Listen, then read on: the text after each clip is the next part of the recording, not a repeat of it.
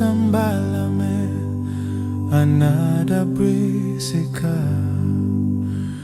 poona imodzi yokongola itamukila, kuyesetsa kuibweza inakanisitsa. Mlimi wa nzeru Yesu naiponya pansi. Mbalame ya Mantha ndiye Lucifala, pona gahena wayandika akukodola fe.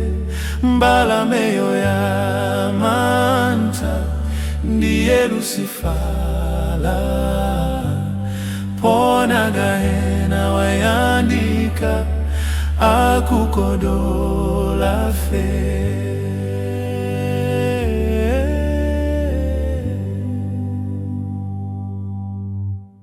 Soka mtunda ndi nyanja wasikiluko,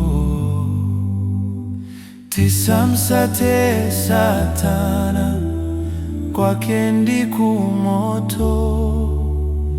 Anyamata asikana kazi chenjelani, Satana afuna inuyo mukampelegeze. Mbalame ya Mantha ndiye Lucifala, pona gahena wayandika akukodola fe. Mbalame yo ya Mantha ndiye Lucifala, pona gahena wayandika akukodola fe.